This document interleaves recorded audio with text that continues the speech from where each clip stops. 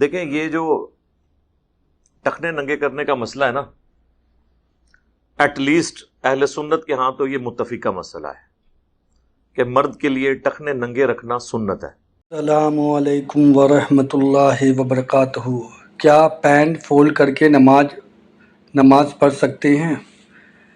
تو اس ویڈیو میں جو ہے کچھ چیزیں جو ہے نماز کے متعلق بتایا گیا ہے کہ نماز میں پینٹ جو فولڈ کرتے ہیں اس کے بارے میں بھی بتایا ہے اور کافی چیزیں بھی بتائی ہیں، تو آپ خود بھی اس ویڈیو میں دیکھ سکتے ہیں اور سن سکتے ہیں کہ علی مرزا نے جو بھی بتایا ہے، اور اللہ ہم سب کو صحیح طریقے سے نماز پڑھنے کی توفیق عطا فرمائے اور صحیح راستے پہ چلنے کی بھی توفیق عطا فرمائے، آمین ثم آمین۔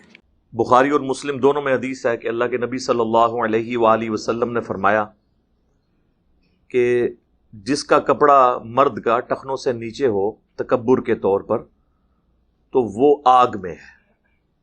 اسی طریقے سے صحیح مسلم میں ایک حدیث ہے کہ اگلے زمانوں میں ایک شخص تھا جو اپنی تہمت کو گھسیٹ کر چل رہا تھا، تکبر کی وجہ سے اللہ نے اسے زمین میں دھنسا دیا اور وہ قیامت تک اسی حالت میں دھنستا رہے گا، والعیاذ باللہ تعالی۔ ایک اور حدیث ہے صحیح مسلم میں جس میں تکبر کے طور پر آزار بند کو، تہمت کو، شلوار کو یا پینٹ کو جو ٹخنوں سے نیچے لوگ رکھتے ہیں ان کے بارے میں وعید ہے کہ قیامت والے دن اللہ تعالیٰ ان کی طرف نظر رحمت نہیں فرمائے گا، والعیاذ باللہ تعالی، نہ ان سے کلام کرے گا۔ اس قسم کی کئی احادیث ہیں بخاری مسلم میں۔ آپ کو کمبائنڈ فارم میں مشکات کے اندر کتاب اللباس ایک چیپٹر ہے، اس کے اندر یہ ساری حدیثیں مل جائیں گی۔ اچھا، یہ جو ٹخنے ننگے کرنے والا ایشو ہے نا، اسپیسیفکلی نماز کے حوالے سے، تو اس میں ایک حدیث ہے جس کی صحت میں اختلاف ہے۔ سنن ابی داؤد میں حدیث ہے، مسند امام احمد میں ہے، اور کئی ایک کتابوں میں حدیث موجود ہے، اور میرے علم کی حد تک صرف شیخ البانی نے اس کے صحت کے اوپر کلام کیا ہے، باقی تو ہمارے جتنے محدثین ہیں دور حاضر میں، شیخ زبیلی زئی رحمہ اللہ تعالی، یا قدیم جو ہمارے علماء ہیں، امام حاکم، امام ذہبی، امام نووی، یہ سارے بڑے بڑے ائمہ اس حدیث کو صحیح مانتے ہیں کہ ایک شخص اس حال میں نماز پڑھنے کے لیے آیا کہ وضو کرنے کے بعد جب وہ نماز کے لیے آنے لگا تو اس کی تہمت ٹخنوں سے نیچے تھی، تو اللہ کے محبوب صلی اللہ علیہ وآلہ وسلم نے فرمایا کہ وضو دوبارہ کر کے آؤ، اور پھر ساتھ فرمایا کہ جس کا تہمت یا آزار ٹخنوں سے نیچے ہو اللہ تعالیٰ اس کی نماز قبول نہیں کرتا، یہ الفاظ ہیں۔ اب یہ بڑی سخت وعید ہے،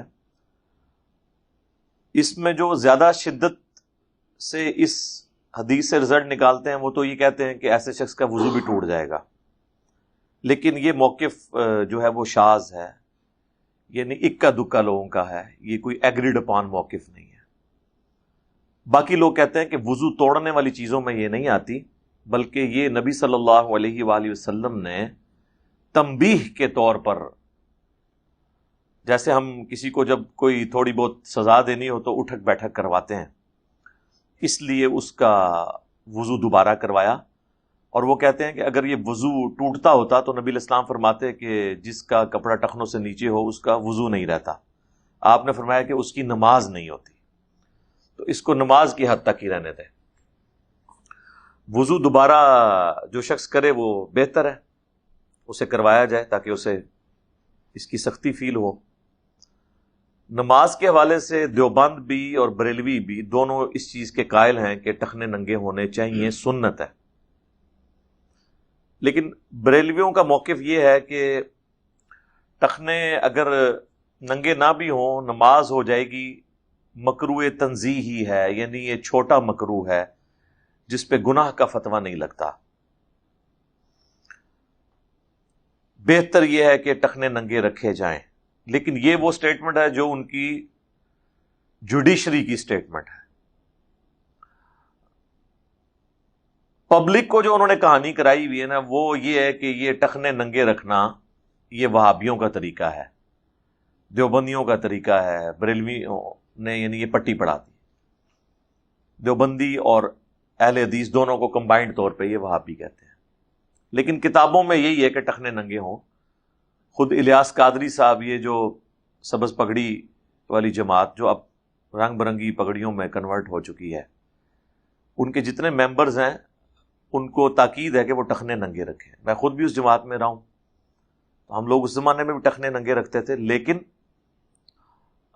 عموماً جو بریلوی ہیں وہ ٹخنے ننگے نہیں رکھتے۔ کئی تو علماء بھی اسی حالت میں نماز پڑھا دیتے ہیں، اور وہ کہتے ہیں کہ جی افضلیت غیر افضلیت کا مسئلہ ہے۔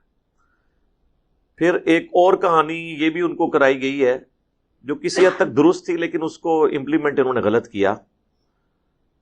صحیح بخاری میں حدیث ہے، مسلم میں بھی ہے کہ نبی علیہ السلام نے نمازی کو کپڑے اور بال سمیٹنے سے منع کیا ہے کہ کوئی بالوں کا جوڑا کر کے نماز نہیں پڑھ سکتا۔ اگر کسی کے بہت گھنے بال ہیں نا تو ویسے وہ جوڑا کر کے رکھ سکتا ہے، لیکن نماز کے لیے اسے بالوں کو کھولنا ہوگا۔ اسی طریقے سے اگر اس نے کوئی آستین چڑھائی ہوئی ہے، اس کو بھی واپس کرنا ہوگا نارمل حالت میں۔ تو اس کی بنیاد پہ وہ کف صوف کا ایشو ڈرائیو کرتے ہیں، یعنی کپڑے کو موڑنا، کف صوف، یہ کف عربی کا لفظ ہے۔ تو کف صوف کا ایشو وہ کہتے ہیں کہ اگر کوئی شخص یعنی اس کو موڑ دیتا ہے نا کپڑے کو یا اکٹھا کرتا ہے تو یہ چونکہ منع ہے۔ اب اگر کسی کی پینٹ یا شلوار ٹخنوں سے نیچے ہے تو وہ کہتے ہیں آپ کو فولڈ کرنے کی، نیچے اس کے جو پانچے ہیں وہ موڑنے کی اجازت نہیں ہے۔ ایون وہ کہتے ہیں کہ یہاں سے بھی، یہ بریلویوں کی میں بات کر رہا ہوں، یہاں سے بھی جو ایسے کر کے فولڈ کرتے ہیں نا شلوار کو اوپر، وہ کہتے ہیں یہ منع ہے۔ شلوار اگر اوپر کرنی ہے تو پوری کھینچ کے اوپر کریں، کیونکہ کف صوف میں یہ چیز آ رہی ہے۔ اسی طریقے سے پینٹ کرنی ہے تو پینٹ تو اوپر کھینچی نہیں سکتی، اس کا تو پہلے ہی پورا سا آسن ہوتا ہے۔ تو پھر جب ان سے پوچھا جائے کہ اگر ہم نیچے سے ٹخنے موڑ لیں، اس کے پانچے موڑ لیں ٹخنوں کو ننگا کرنے کے لیے پینٹ کے، تو وہ کہتے ہیں جی یہ تو کف صوف کا مسئلہ آ جائے گا، اور یہ بڑا گناہ ہے، یہ مکروہ تحریمی ہے۔ ٹخنے ڈھانپ کے رکھنا یہ مکروہ تنزیہی ہے، چھوٹا مکروہ، اور کپڑے کو موڑنا یہ بڑا مکروہ ہے۔ اب دونوں جو مکروہ ہیں ان میں سے ایک سے بچنا، بیک وقت ایک ہی سے بچا جا سکتا ہے، تو وہ کہتے ہیں بہتر یہ کہ آپ کپڑے فولڈ نہ کریں، اس کو نیچے رہنے دیں تاکہ آپ بڑے گناہ سے بچ جائیں۔ اب یہ حدیثیں تو ظاہر ہے ان سے تو وہ صرف نظر کرتے ہیں، ان کے لیے تو اپنی وہ جو فتوے علماء نے لکھ دیے اسی کو فالو کر رہے ہوتے ہیں۔ تو یہ حدیث تو بالکل واضح ہے کہ بڑا مکروہ تو وہ ہوگا جس کے بارے میں وعید آئے گی۔ اس کے بارے میں کہیں وعید نہیں آئی ہے کہ جس کے جوڑا بندھا ہوا ہو یا کپڑا فولڈ ہو اس کی نماز نہیں ہوتی۔ صرف نبی علیہ السلام نے اس سے منع فرمایا، یعنی وہ آپ زیادہ ہی کہہ سکتے ہیں گناہ ہے یا ناپسندیدہ ہے۔ اب اس کیس میں تو اب آپ یہ نہیں کہیں گے، یہاں تو واضح ہے کہ نماز ہی نہیں ہوگی، لہذا انٹینسٹی اسی کی زیادہ ہے۔ لیکن اس وقت تو آپ کو پتہ ہے یہ جتنے بھی شرعی مسئلے ہیں نا یہ فرقوں نے گود لیے ہوئے ہیں۔ چھوٹا بچہ جس طرح گود میں لیتے ہیں، آپ کو پتہ ہے بچے کی کتنی حفاظت کرتا ہے انسان، تو یہ سارے فرقوں نے اپنے اپنے مسئلے گود میں لیے ہوئے ہیں۔ مثال کے طور پر اہل حدیث نے یہ مسئلہ گود لے لیا ہے کہ ہم نے ننگے سر نماز پڑھنی ہے، اور لوگوں کو بتانا ہے کہ مرد کی نماز ننگے سر ہو جاتی ہے، اور اگر ٹوپی بھی رکھنی ہے تو ہم نے اس کو ادھر رکھنا ہے اور بال آگے چھوڑنے ہیں تاکہ پتہ چلے کہ یہ اہل حدیث نے ٹوپی پہنی ہوئی ہے۔ اسی طریقے سے دیوبند نے، خصوصاً تبلیغی جماعت نے یہ مسئلہ گود لے لیا ہے کہ جو ہماری جماعت میں آئے گا نا وہ مونچھیں صاف کرے تاکہ یہ دور سے دیکھنے سے ہی پتہ چلے، اور ایک ٹوپی سخت والی پہنے، جالی والی ٹوپی نہ پہنے، سخت والی وائٹ کلر کی ٹوپی پہنے تاکہ پتہ چلے کہ یہ ہماری جماعت کا بندہ ہے۔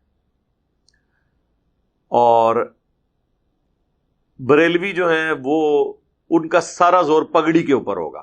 آپ دیکھیں ان کے علماء کتنی رنگ برنگی قسم کی پگڑیاں پہنیں گے، جبے، دستاریں اور اس قسم کی چیزیں۔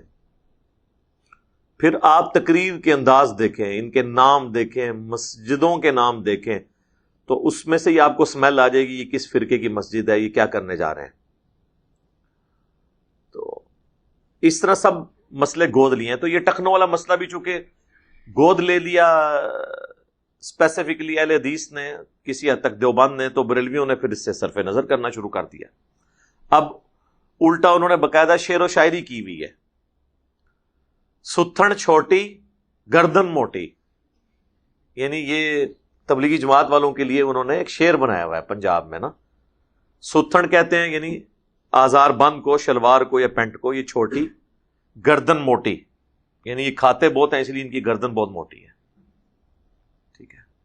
گلج توا یعنی وہ توا, وہ آپ کو پتہ نا جب جماعت چلتی ہے تو وہ کھانے پینے والا سارا سامان بھی ساتھ ہوتا ہے.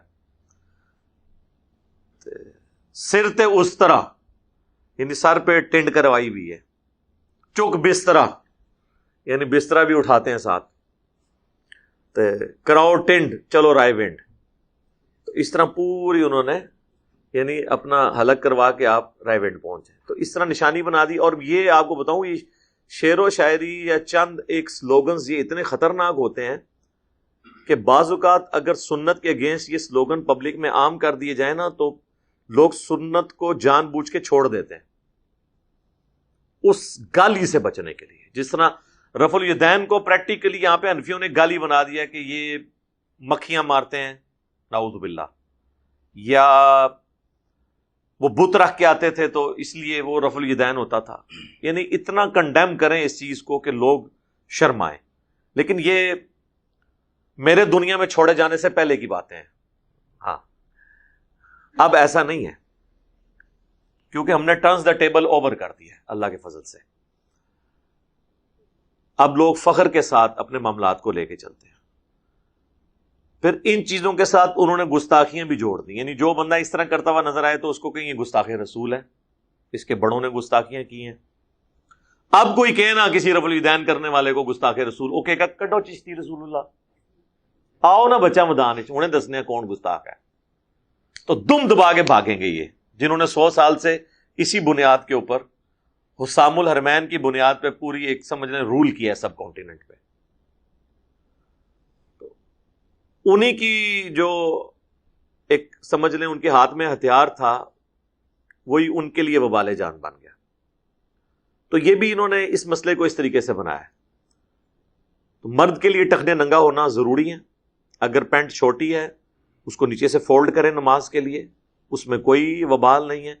اور جو لوگ عمومی حالت میں فولڈ فارم میں ہی پینٹ رکھتے ہیں ان کے لیے تو پھر کف صوف کا بھی مسئلہ نہیں ہے. یعنی فیشن کے طور پہ بھی آپ کو پتا ہے کافی عرصہ تک تو کرتے کی آستین بھی تقریباً 1.5-2 انچ یوں فولڈ کر کے رکھی جاتی تھی. وہ اس کی ڈیزائننگ کا حصہ ہوتا تھا. جس طرح آج کل ہماری جو شلوار ہے یہ اس کے پانچے بھی آپ کو پتا ہے بکرم ڈال کے وہ ڈبل کپڑا فولڈ ہوا ہوتا ہے, وہ اس کا حصہ ہوتا ہے. اسی طریقے سے ایک بندے نے پرماننٹلی پینٹ فولڈ کی ہوئی ہے.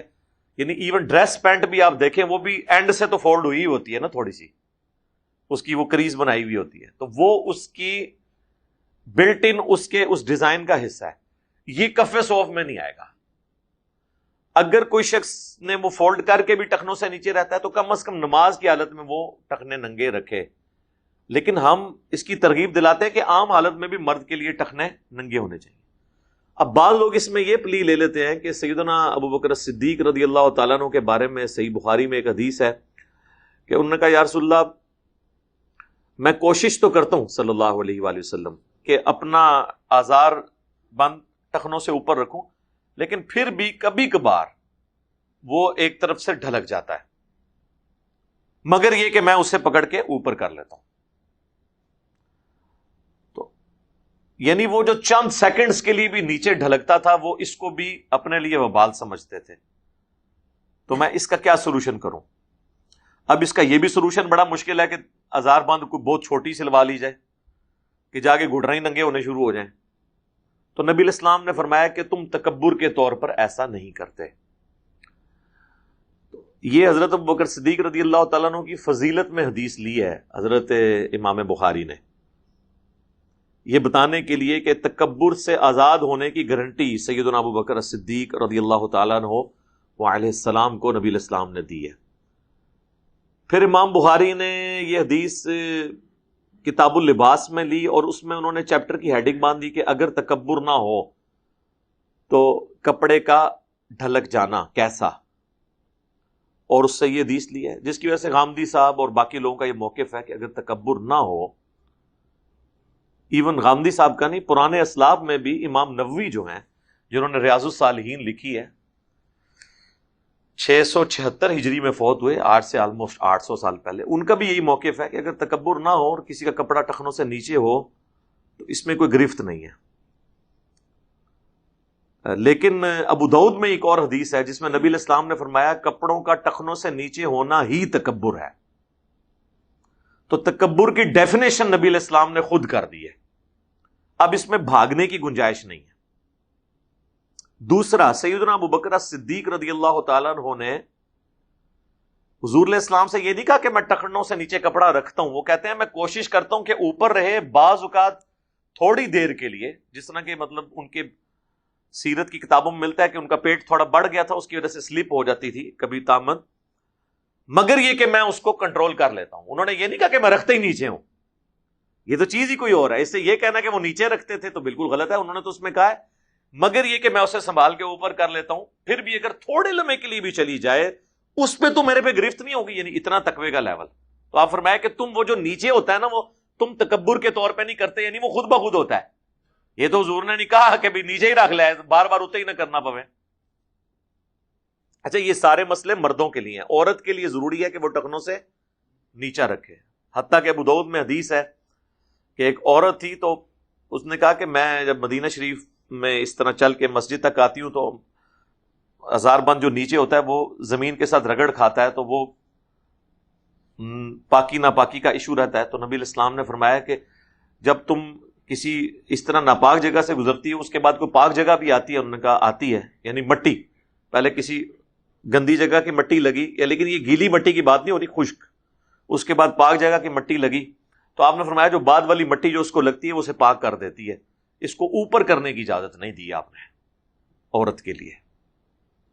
ٹھیک ہے، باقی ایک ضعیف روایت ہے کہ جس میں کہ اگر کسی کے پاؤں ننگے ہوں اس عورت کی نماز نہیں ہوتی، وہ روایت بھی ضعیف ہے، ابو داؤد کے اندر وہ موجود ہے، مشکات میں بھی موجود ہے، وہ صحیح روایت نہیں ہے، کیونکہ بعض اوقات عرب کی جو عورتیں ہیں وہ مسجد نبوی میں، بیت اللہ شریف میں جو ڈیوٹی پہ مامور ہیں، تو وہ پاؤں بھی ڈھمپوا رہی ہوتی ہیں نماز کے دوران۔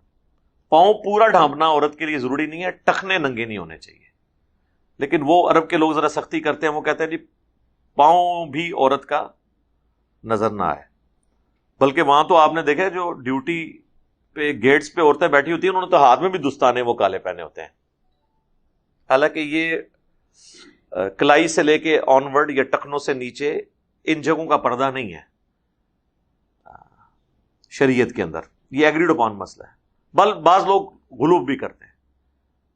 تو سیدنا ابو بکر صدیق رضی اللہ تعالیٰ عنہ کی اس بات سے آپ پلی نہیں لے سکتے، کیونکہ ابو داؤد میں واضح حدیث ہے ٹخنوں سے کپڑا نیچے کرنا ہی تکبر ہے۔